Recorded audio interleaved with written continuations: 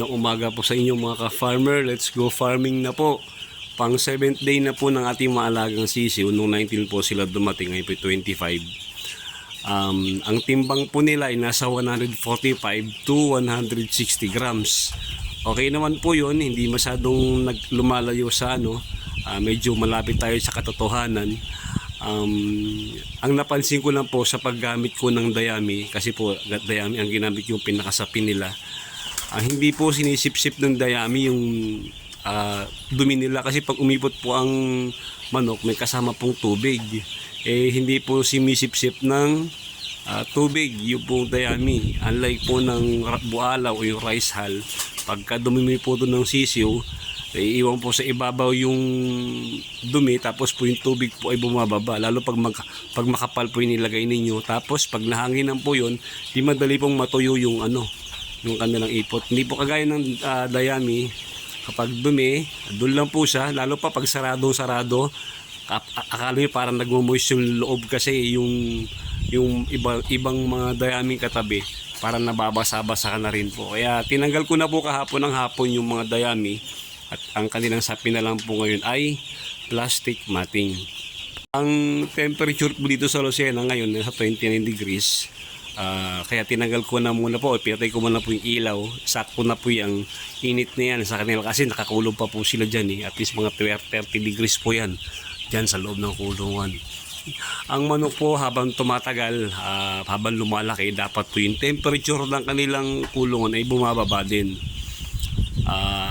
Pagka mga maliliit pa po silang sisiw, at least 32. Pag sobrang liit talaga, minsan nga po maabot pa ng 33 to 34 degrees pag maliliit po yung sisiw. Pero habang tumatagal po yan, lumalaki sila, nagigain sila ng timbang, nakakapag-develop sila ng fats sa katawan, kailangan po ang kanilang temperature sa loob ng kulungan ay bumababa din. Bigay ko lang po sa kanila pa ay Prevention, tsaka po yung probiotic. Wala pa po akong binibigay na vitamins, maliban po sa dextrose powder na binigay ko nung nakaraan nung pagdating nila. Pag nagbigay po ako dyan ng dextrose powder tsaka po ng mga vitamins, di mas mabilis po silang magigay ng timbang. Ang dextrose powder po, ang gamit po nun para mas magkaroon sila ng appetite lalo sa pagkain, at saka para lalo po silang uminom para mas mabilis sila lumaki. Yung mga vitamins naman po, mayroon mga vitamins na yung po mga vitamins A, B, C, D, and E. Meron po mga vitamins na magkasama, kagaya ng vitamins na A and V, may kasama po yun. May vitamin C din naman.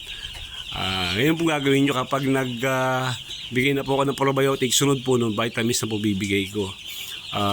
Ang kadalasan po pagbibigay ko ng vitamins ay 3 days po na tuloy-tuloy, tapos pahinga. Tapos the following week po, bigay po uli ng vitamins, 3 araw din po tuloy-tuloy. Hanggang sa pagtapos po nila ng brooding, halos kargado na po sila, meron na silang mga vitamins sa katawan. Ang pamantayan ko po dyan kapag maganda po yung sisiw, pagdating po ng 15th day o pagkatapos ng ating brooding stage, pag tumimbang sila ng kalahating kilo, maganda na po yun. Pag tumimbang po sila ng mga 500 grams, kumbaga malapit-lapit na tayo sa katotohanan na magandang kikitain natin. Mortality po nila hindi na po nadagdagan, magandang balita po yun. Namayang hapon po, pagka nakakuha ko ng pambakuna, ililipat ko na po yung iba dito. Ay, nakaready na po yung paglalagyan ko sa kanila. Yan po ay 300, di ba bawat layer po ay 150. Gagawin ko po yung 75 dito, ilalagay ko dito, yung 75 doon, lalagay ko po dito. Di ba 75, 75, 75, 75. Habang lumalaki po sila, siyempre umu-occupy na sila ng space, babawasan ko na po, ililipat ko sa taas hanggang sa natin yung kada kulungan ay 100 heads. Sa ganung paraan po, di mas madali silang makakakain, kasi kaunti lang sila sa bawat layer nila, madali silang makakainom. Mas yung pasok po ng hangin ay okay, kasi yung bilang nila ay limitado lang, ay mas madali po silang lalaki, less po ng stress. Ayan, kung sakasali, makakapag-harvest po tayo ng maaga. Nung last po na harvest ko doon sa malaking kulungan, mga 28 day po nakikita ko na parang ang tansya ko makakapag-harvest ako ng mga 27 to 28 day. Pero mas maaga po yung pag-harvest natin, kasi 25 days po nila, may tumimbang na sila ng 1.7. Kaya ang ginawa ko, hinarvest ko na. Hanggang sa nagtuloy-tuloy na po yun. Natapos ako mag-harvest, mga 35 days, pang 35 days po nila, ubos na po sila. Hopefully po itong mga batch na ito ay ganun din sana ang mangyayari para mas mabilis tayo makapag-harvest, mas mabilis na bumalik yung puhunan natin para makapagkarga tayo uli ng mga sisiw doon sa abil ng kulungan. Maraming salamat po sa inyo mga ka-farmer. Paki-like naman po yung ating video, tapos kung maaari po paki-subscribe na rin yung ating channel.